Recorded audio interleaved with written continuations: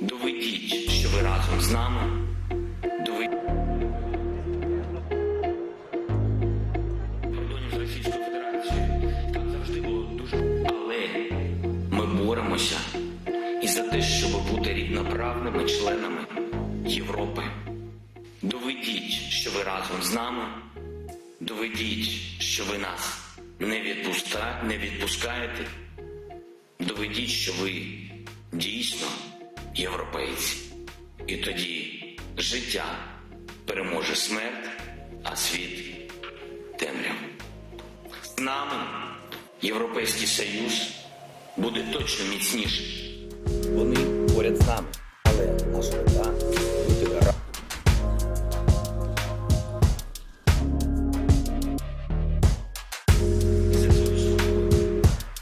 І повірте, За всіх. Але just for our land and for our freedom. What tanks are they going with? Or launching cruise missiles? He killed 16 people just yesterday.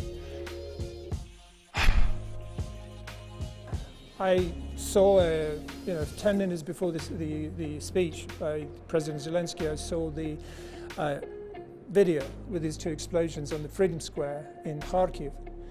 And, when he started talking about this, I guess there was more than just a dry presentation of interpretation. It was getting through.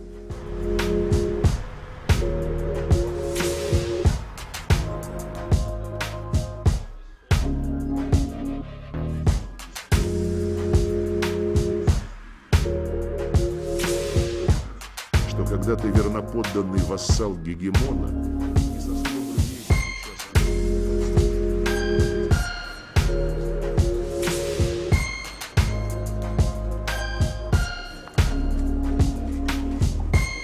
And we will win. We feel your support. We greatly appreciate all your support. And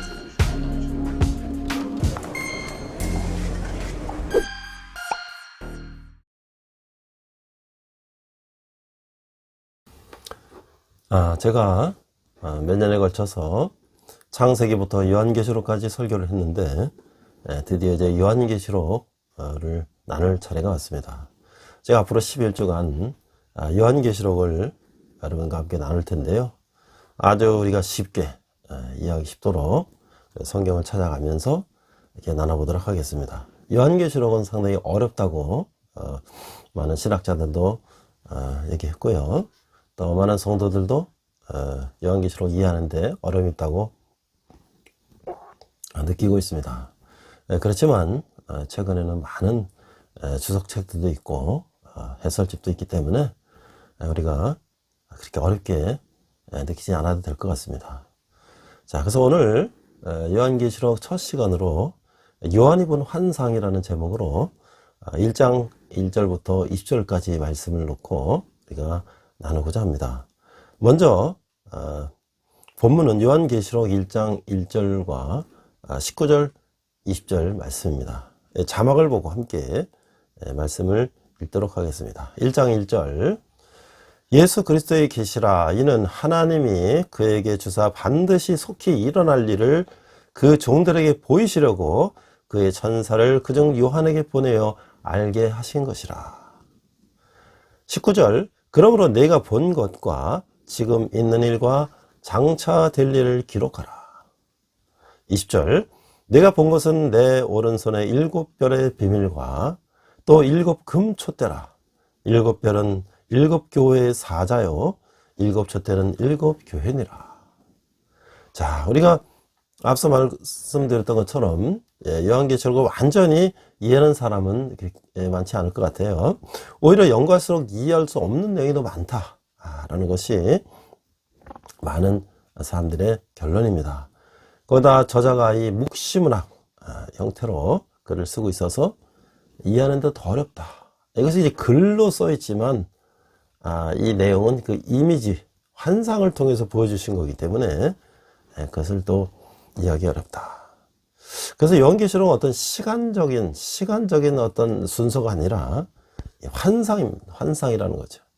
그래서 하나의 사건에 이어 다른 사건이 완전히 다른 사건이 이렇게 기록이 됐을 수도 있다. 그래서 우리가 계산하는 것처럼 이거 다음엔 저거 다음엔 저거 이렇게 순서대로 이어지는 것이 아니라 다른 어떤 그 하나님의 시간표는 우리 시간표와 다르다는 거죠. 그래서 우리 내면의 영적 시계를 근본적으로 재조정하고 요한계시록을 읽어봐야 된다라는 말입니다. 두 번째, 하나님의 교회는 반드시 승리한다. 새 하늘과 새 땅이 열릴 때 처음 하늘과 처음 땅은 없어질 것이다. 우리는 미래에 하나님이 반드시 이기실 것을 알고 있습니다. 따라서 현재 고통 속에 있다고 하더라도 끝까지 우리는 열심을 내야 할 것입니다. 다시 오실 그리스도의 거룩한 신부로 준비되기 위해 하나님의 계명과 예수님에 대한 믿음을 지켜야 할 것입니다. 알파, 오메가, 처음이요 오메가, 마지막이신 주님은 교회를 위해서 속히 오실 것이라는 것이죠. 세 번째, 목적으로서 당시 교회는 전무후무한 박해에 직면해 있었다. 로마 제국은 유대교의 한 종파쯤 된다고 생각한 기독교에 처음에는 그다지 신경을 쓰지 않다가 60년 이후 위협적인 종교로 간주하기 시작했다. 이제 기독교 세력이 커지기 시작하니까 그 64년 로마에 대화재가 발생하자 네로 황제는 그 책임을 그리스도인들에게 전가해서 그들을 핍박했습니다. 네로를 이은 황제들도 박해를 가하자 교회는 그 250년 AD 313년 기독교 공인하기 전까지는 지하에 숨어서 있어야 했습니다. 반모섬에 유배된 요한은 내역한 시절을 견디게 할 환상을 보게 되는 것이죠. 치열한 전투 끝에 결국 그리스도께서 이기신다는 내용이라는 것이죠. 여기에 등장하는 어떤 상징과 은유와 숫자는 악에 대한 하나님의 승리를 의미한다고 하는 것입니다. 요한계시록은 먼 장래일만이 아니라 오늘 우리를 위한 내용도 담고 있다고 하는 것이죠. 우상숭배, 물질 만능, 죄, 억압과 맞서 싸워야 하는 성도에게 그리스도의 인내로 승리하도록 우리가 격려해야 할 것입니다. 첫 번째 1장 이 서론에서 우리가 9절부터 보도록 하겠습니다. 요한서 1장 9장, 영화롭게 된 그리스도의 반모습 환상이다. 자, 1장 9절 읽겠습니다. 나 요한은 너희 형제여 예수의 환난과 나라와 참음에 동참하는 자라. 하나님의 말씀과 예수를 증언하였으므로 말미암아 반모라 하는 섬에 있었다니. 이제 요한은 반모 섬에 이제 있는 것이죠.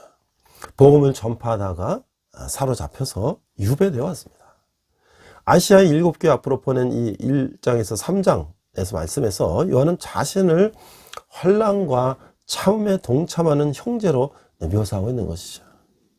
그는 하나님의 말씀과 예수님에 관한 증언을 신실하게 선포하고 또한 그것들을 믿음으로 말미암아 고난을 당하게 되었다. 그래서 반모섬에 이제 잡혀 있는데 10절 주의 날에 내가 성령에 감동되어 내 뒤에서 나는 나팔 소리 같은 큰 음성을 들으니. 이제 주님의 날 요한이 기도했을 때 나팔 소리가 들렸어요. 돌이켜보니 주님이 빛 가운데 나타나셨어요. 그것을 마치 구약성경 에스겔에 본 하나님의 모습 같기도 하고 또 그분을 인자라고 부르는 점에서 이 다니엘서가 생각나기도 하는 것이죠. 그래서 11절 이르되 내가 보는 것을 두루마리에 써서 에베소, 서머나, 버가모, 두아디라, 사데, 빌라델비아, 라오디게아 등 7교회에 보내라 하시기로. 자, 1장 1절 나팔 소리 같은 큰 음성을 들었을 때 요한은 그가 듣고 본 바를 두루마리에 기록해서 소아시아에 있는 소재한 7교회에 보내라는 지시를 받았다는 것이죠. 이 소아시아는 그 당시에 아시아를 말하는 것인데 지금의 터키 지역을 말하겠죠. 지금은 이제 아시아는 이제 극동아시아, 한국이나 동남아시아, 중동 이렇게 이제 전체를 아시아라고 하지만 그 당시에는 이제 소아시아, 그 터키 지역을 아시아라고 그랬어요. 지금은 이제 그 지역을 이제 북한에서 소아시아라고 얘기하죠.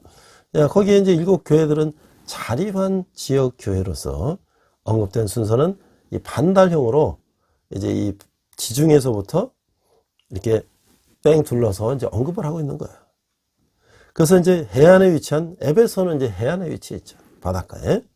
저도 이제 가봤습니다만은 거기서 이제 에베소를 이제 시작으로 북쪽으로 서머너와 버가모, 그리고 동쪽과 남쪽으로 돌아서 두아디라, 사데, 빌라델비아, 그리고 마지막으로 라우디아 교회를 언급하고 있는 것이죠.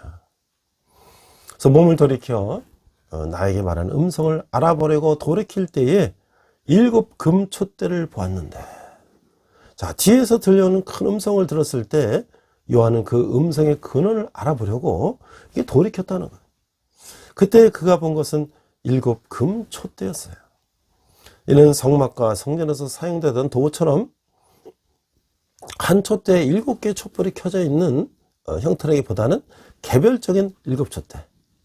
우리 메노라라고 그런 거지. 이렇게 하나 올라가서 7촛대가 있는 게 있죠. 근데 이것은 각각의 7촛대가 있었다는 것이죠. 13절. 촛대 사이에 인자 같은 이가 발에 끌리는 옷을 입고 가슴에 금띠를 띠고. 자, 1장 13절에 촛대 사이에서 요한은 인자 같은 이를 봤다는 거예요. 근데 이 표현은 다니엘 7장 13절에서 그리스도를 지칭하는데 사용됐다는 말인데, 그 인물은 흰 옷을 입고 가슴에 금띠를 띤 제사장의 모습이었다는 거예요.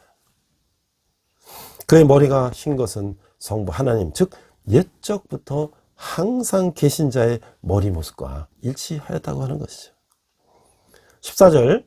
그의 머리와 털의 희기가 흰 양털 같고 눈 같으며 그의 눈은 불꽃 같고.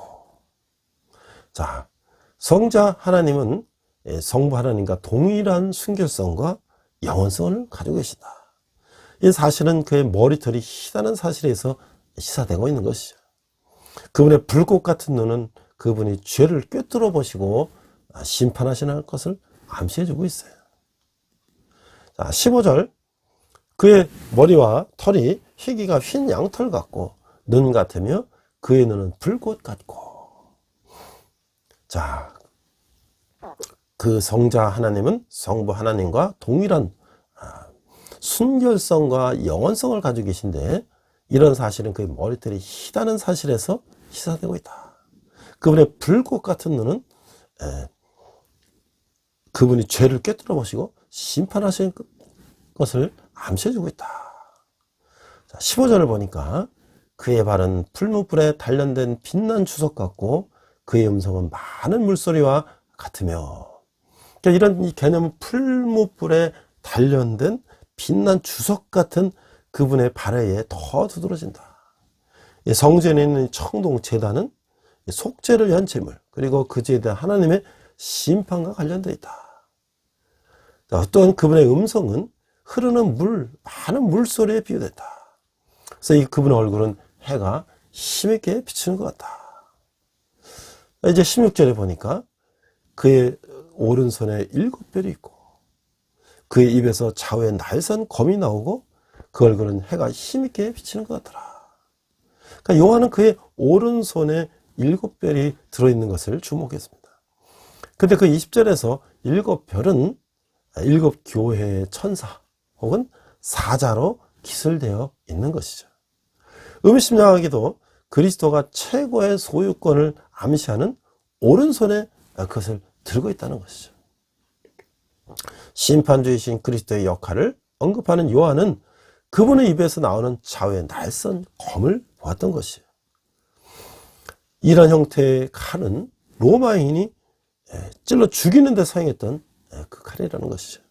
예수 그리스도는 더 이상 베들레헴의 악이나 가시 하나 쓰고 슬퍼하시는 사람이 아니었던 것이에요. 그분이 이제 영광의 주님으로 나타나고 셨다고 하는 것이죠. 자, 여기서 이제 우리가 한번 질문을 해볼게요. 묵상 질문입니다. 자, 요한은 성령의 감동으로 목격한 예수 그리스도의 모습을 어떻게 묘사하나요?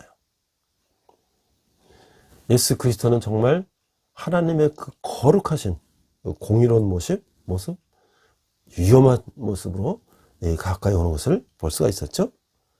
두 번째, 우리가 또 적용 질문합니다. 사탄의 공격인 핍박을 무력화하기 위해서 내가 가진 영적인 무기는 뭘까요?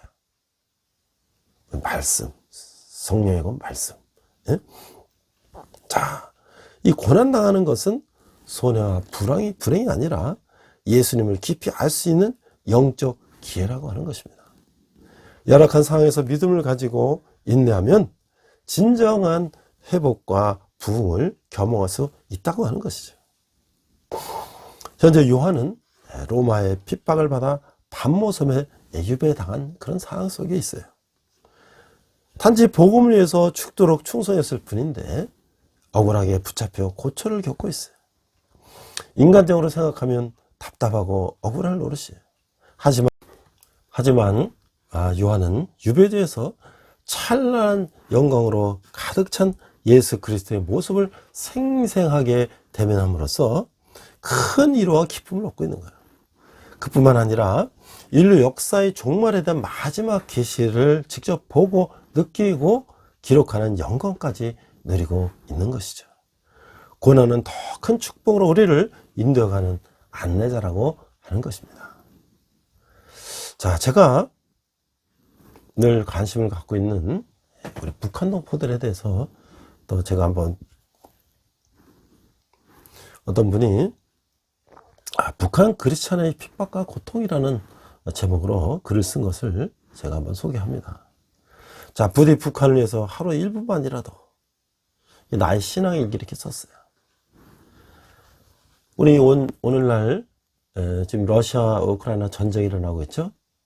그러나 신앙의 자유를 핍박받고 목숨과 신앙을 바꾸면서 신앙을 지키려 노력하는 그런 땅이 어디 있습니까? 지금 북한이죠. 로마의 압제보다 더 악랄한 그런 압제 속에 있는 북한 동포들의 한 이야기입니다. 저는 어제 여동생과 얘기하다가 큰 도전을 받았습니다. 제 동생이 다니는 교회에 어떤 모모라는 탈북자 전도사님이 오셔서 간증을 하셨는데 그 내용이 제 가슴에 울리더군요. 그분의 말씀에 의하면 북한에는 현재 24만 명의 성도가 있다. 종교의 자유가 없다는 건 다 알지만 그 예배 자유가 없기 때문에 모두가 잠든 밤 시간에 속삭이는 목소리로 예배를 드린다는 거죠. 그것도 찬송을 멜로디를 넣어 부를 수가 없어서 그냥 시를 읽듯 읽는다고 합니다. 그 전도사님은 3, 4개월에 한 번씩 이사를 다녔다고 합니다. 왜냐하면 이게 북한에서 얘기해요. 3, 4개월쯤 되면 이집에서 눈치를 채기 때문에 북한에서는 예수쟁이를 고발하면 소위 영웅 대접을 받는다고 하는 것이죠. 그러다 보니 아무것도 모르는 어떤 아이들은까지 이용해서 예수쟁이 부모들을 잡아들이는 신뢰가 빈번하다고 합니다. 그래서 어느 날 초등학교에서 선생님이 집에서 혹시 까만 책을 발견하면 학교로 가져라. 그러면 이 붉은 스카프, 이게 목에 두르는 것이 있습니까? 이게 영웅이라 상징하고 그래요. 공산당. 그것을 내어주겠다라고 해서 그 말에 순진한 어린이들은 집에 가서 집안을 샅샅이 뒤졌는데 까만 책을 이런 건 안 보이더라는 거예요.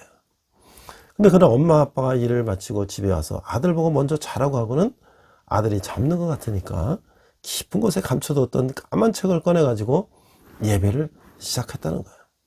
그래서 아들은 그날따라 잠이 안 오더라는 거예요.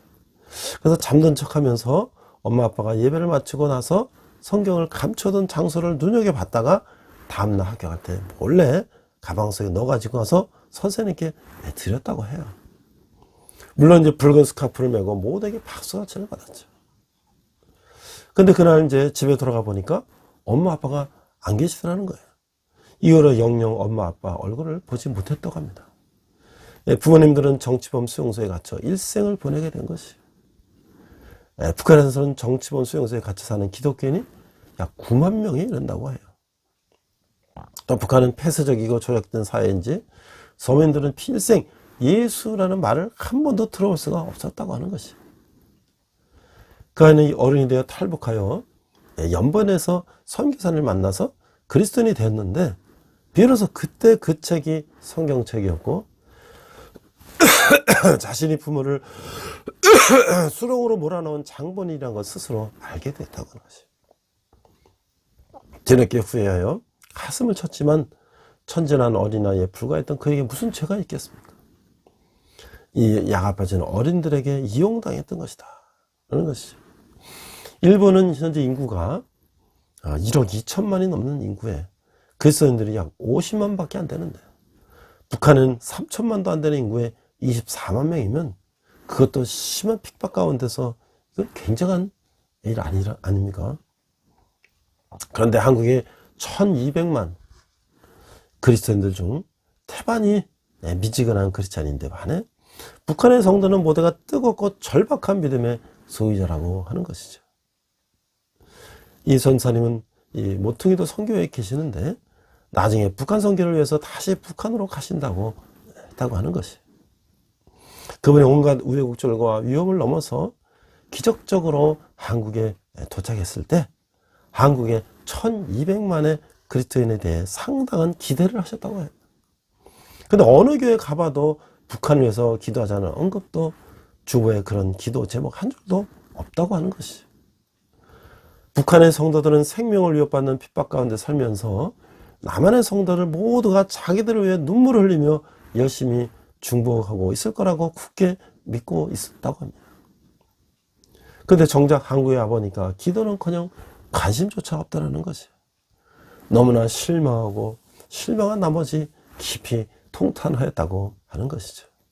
그래서 자신이 직접 몸으로 뛰면서 여기저기 전하고 있다고 말하고 있습니다. 저도 그 말을 들었을 때 나 자신이 얼마나 부끄럽고 한심스러웠는지 몰랐다는 것이. 우리들은 우리 자신이 배부르고 평안하다고 그렇지 못한 사람들을 외면하고 있는 것은 아닌지. 이 전사님은 단 한 번도 가족을 위해서는 기도해 본 적이 없다고 해요. 자신 오로지 민족과 세계를 위해서만 기도한다는 것이. 그런 기도를 하나님께서 가장 기뻐하신다고 생각하고 있다고 하는 것이죠. 그러면 자연히 다른 문제는 하나님이 해결해 주신다는 거예요. 그래서 마태복음 6장 33절 말씀, 먼저 그의 나라와 그의 의를 구하라. 그리하면 이 모든 것을 너에게 더하시리라. 이젠 제가 태어나서 처음으로 북한을 위해서 눈물로 기도를 한 날이었습니다. 그리고 이제부터 매일같이 북한을 위해서 기도하리라고 결심을 했습니다. 솔직히 반드시 그럴 거라고는 보장도 사진도 없습니다. 망각에 익숙한 우리 인간은 며칠쯤 지나면 당시의 감동과 전율이 희미해지고 결국에는 언제 그러냐는 듯 잊어버리고 일상에 젖어 살기 십상이니까요. 그래서 예수님께서 깨어 기도하라. 마음에는 원이로되 육신이 약하도다. 마태복음 26장 41절 말씀을 하셨나 봅니다. 이제 하나님이 인도하신 이제 집에 돌아오자마자 TV를 통해 이제 그 당시 이제 북한의 이제 아시안 게임 뭐 이런 이제 응원단들이 왔죠. 그 응원단들의 모습을 볼 수 있었습니다. 김정일에 대한 신앙이 얼마나 투철한지 어이가 없어 웃음도 안 나더군요. 하긴 고작 21일간의 세뇌를 당하고 조의성 교주를 하나님으로 모시는 영생교 교인들도 있는데 어릴 적부터 일생을 세뇌를 당한 사람들이니까 오죽하겠습니까? 그걸 누가 탓하겠습니까? 우리도 어릴 적부터 세뇌를 당했다면 그렇게 되지 않았을까요? 저런 바보들이라고 비웃기 전에 우리 자신을 돌아봐야 하지 않을까요? 그들은 희생자이고 우리 모두 복에 겨운 사람들입니다. 김정일 사진이 이렇게 찍힌 플래카드가 비에 젖는다고 난리고 사진이 찌그러져 보인다고 난리고 우리가 그런 장면을 과거에 우리 기억하고 있죠. 우리가 만약에 성경에 물에 빠뜨려졌다면 어떻게 할까요? 찢어져고 구겨졌다면 아마 우리는 다시 사면 그만이지 라고 생각하고 말 것입니다. 아니 성경이 아마 다들 집에 서너 권 이상 있는데 뭐 걱정할 게 뭐 있겠어요? 이렇게 얘기할 수도 있습니다.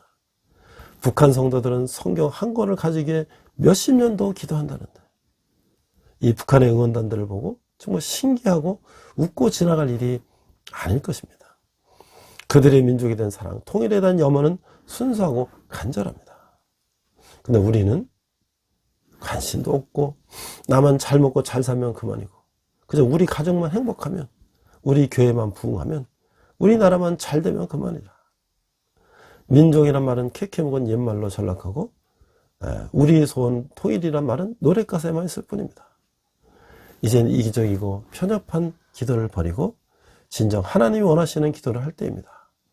부디 북한을 위해 북한의 고통받는 성도들을 위해 하루라도 1분만이라도 기도해 주세요. 아니 하다못해 일주일에 1분만이라도 그 기도가 북한 성도들에게 큰 힘이 될 것입니다.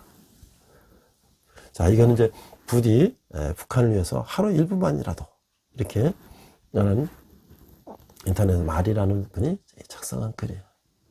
자, 이 글을 보면서 이 북한에서 목숨 걸고 신앙생활하는 분들을 우리가 정말 얼마나 간절하게 동포로서 그들을 위해 기도했는지, 이 로마 시대의 크리스찬들이 박해를 받으면서 예수님이 다시 오실 걸 기다린 것처럼 북한 동포들도 예수님 다시 오실 걸 기다리면서 고통의 날을 보내고 있는데 우리가 다시 한번 전 세계에서 가장 예수 믿고 핍박받는 그런 땅인 북한 동포를 해서 우리가 기도를 해야 될 것입니다.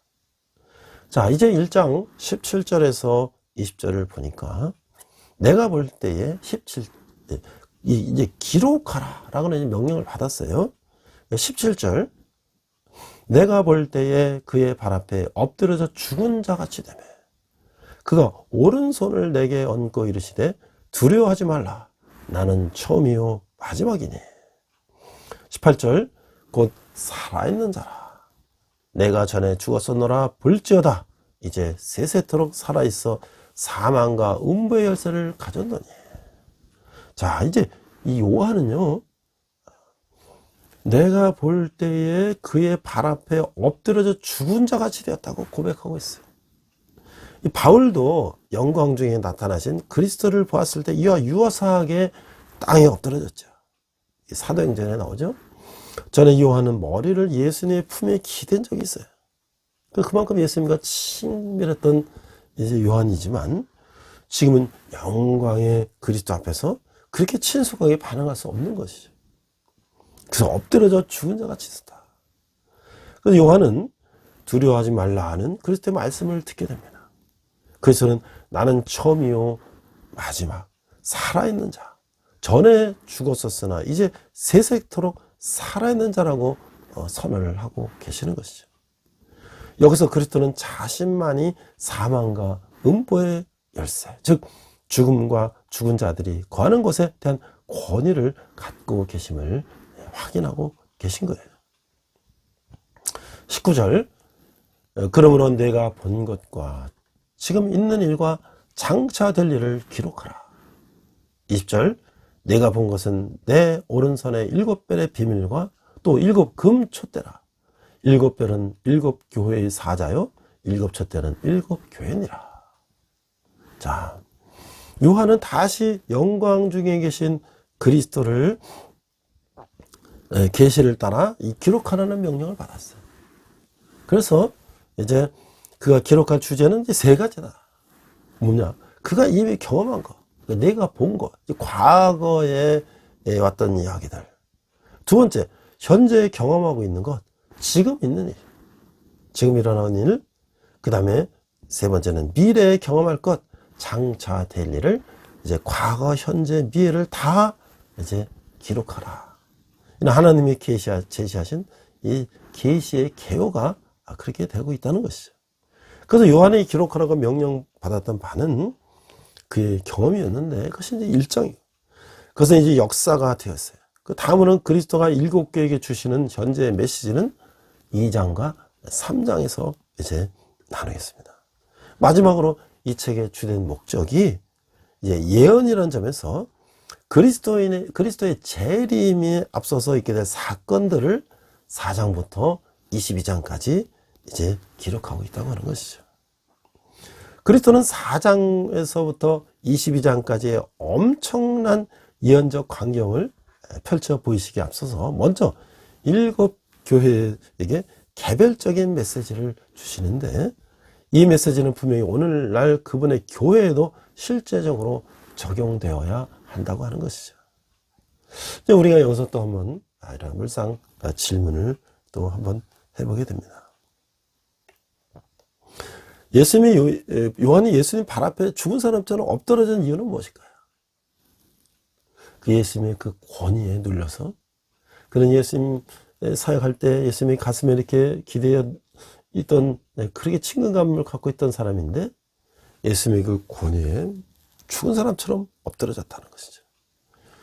또 두 번째 적용 질문합니다. 예수님의 영광을 경험한 사람이 이 난간을 더 잘 극복할 수 있는 까닭은 무엇일까요? 예수님의 영광을 경험한 사람들은 뭐예요? 확신과 담대함을 가지고 승리할 수 있다는 거예요. 우리가 회의나 불신을 버리고 확신과 담대함을 갖는 것이 승리의 시작이라고 하는 것이죠. 가능성이 없어 보여도 분명한 비전과 희망을 가지고 나아가면 기적이 일어난다고 하는 것이죠. 예수님의 위험 있는 모습을 본 요한은 이를 감당할 수 없어서 마치 죽은 사람처럼 엎드려졌던 것이죠. 주님은 요한에게 오른손을 얹으시고 두려워하지 말라는 말씀으로 격려하시면서 사망과 음부 열쇠가 자신에게 있음을 분명히 말씀하고 계시는 것이죠. 주님은 미래의 승리자일 뿐만 아니라 현재에도 7별과 7촛대를 오른손에 쥐고 권능으로 교회를 통치하시며 보호하시는 주권자라고 하시는 거예요. 따라서 부활하신 주님이 함께 하시는 교회는 세상을 이긴 불패의 존재라고 하는 것이에요. 어떤 시련과 역경이 닥쳐도 교회는 영원한 승리가 이미 보장되어 있다고 하는 것이죠.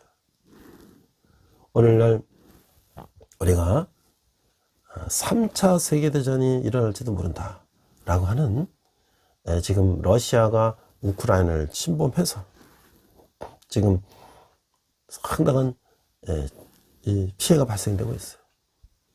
이 러시아는 사실 공산당이 해체된 이후에 민주국가 형태로 가려고 하다가 이 푸틴이라고 하는 사람이 정권을 잡으면서 이 대통령의 임기를 몇 번 하고서 그만둬야 되는데, 또 그는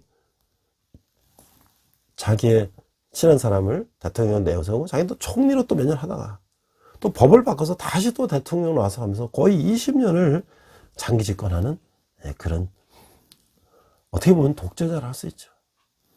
그는 과거에 KGB 출신으로서 이 소련의 공산당 시절에 이 소비에트 연합 이런 꿈을 가지고 이제 소련이 해체되면서 잃었던 땅을 다시 회복하고자 하는 그런 생각으로 이 무모한 전쟁을 익혔다고 하는 것이죠.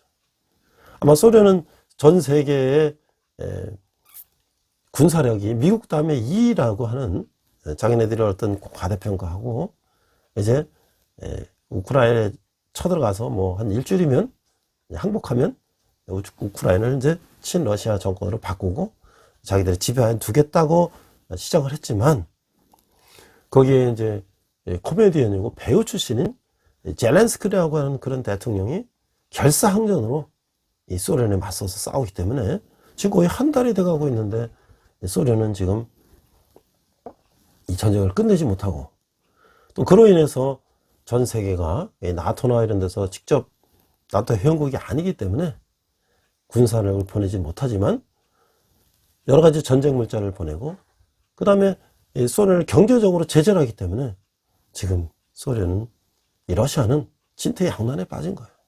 아마 이런 상황이 지속된다면 러시아는 이제 디폴트가 되면 부도가 나고, 그 다음에 아마 경제가 붕괴되면 국민들이 들고 일어나서 푸틴은 아마 쫓겨날지도 모르는, 또 그는 이제 전쟁 범죄자로서 재판을 받고 형을 살지도 모르는 그런 상황 속에 처했다는 것이죠. 근데 여기서 이제 요새 뉴스에 보니까 그 제렌스키 우크라이나 대통령이 항상 TV나 이렇게 나올 때 보면 이 티셔츠를 이제 입고 나오는 걸 볼 수 있어요. 근데 반면에 푸틴은 크리미아 반도 합병 기념식에 나왔는데 그거 입고 있던 패딩이 뭐 이탈리아제 1,600만 원짜리 입고 있었다는 거예요. 그러니까 이 지도자의 태도가 얼마나 극명하게 대비되는가. 독재자와 또 한편의 대통령은 항복하지 않고 그 전력의 비가 10분의 1밖에 안 되는 그런 열악한 전력을 가지고 목숨을 걸고 국민과 함께 결사항전하는 그런 대통령의 모습을 비교하는 기사들이 많이 나오고 있어요. 자, 그걸 보니까 평범한 티셔츠에 젤렌스키 대 명품 패딩에 푸틴 이런 제목으로 기사가 나온 걸 봤어요. 블라디미르 젤렌스키 우크라이나 대통령이 매일 올리는 연설 동영상 속에서 올리브색 티셔츠, 아마 이게 뭐 국방색 티셔츠 같은 거, 군인들이 입는 티셔츠 같은 것들을 두고 우크라이나 국민의 힘과 애국심을 상징한다는 분석이 나왔다. 반면 우크라이나 침공을 주도한 블라디미르 푸틴 러시아 대통령은 명품 브랜드를 즐겨 입고 있어 대비된다는 지적이 나온다.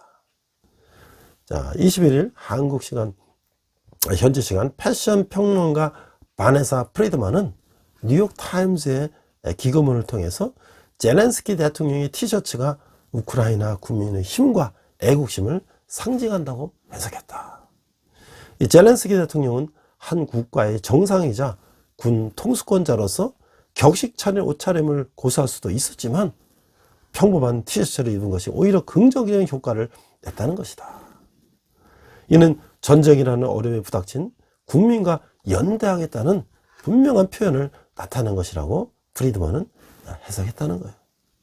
프리드먼은 그 티셔츠는 젤렌스키 대통령이 원래 평범한 남성이라는 점을 떠올리도록 한다며 거리에서 싸우는 시민군과의 연결고리이자 그들의 고난을 공유한다는 표시라고 분석했다.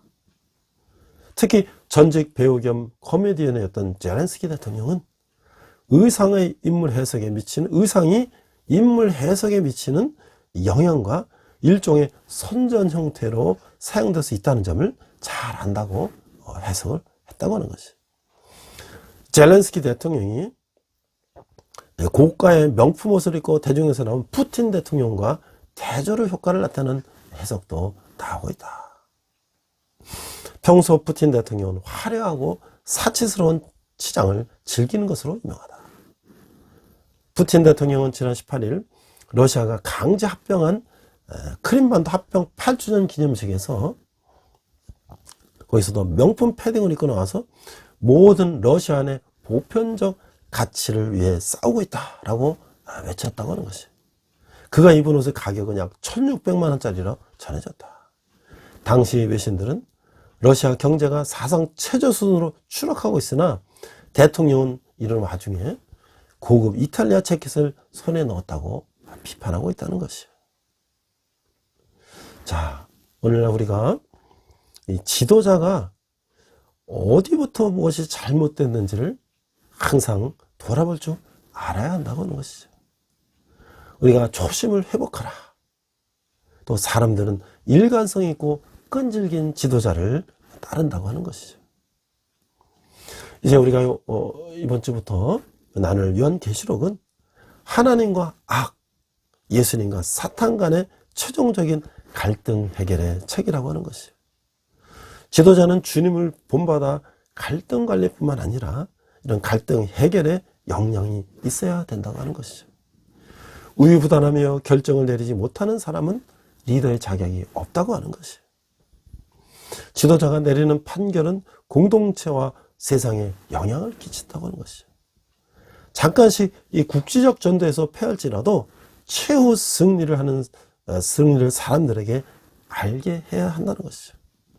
궁극적인 승리에 대한 확신이 오늘을 흔들리지 않고 나아가게 한다는 것이죠.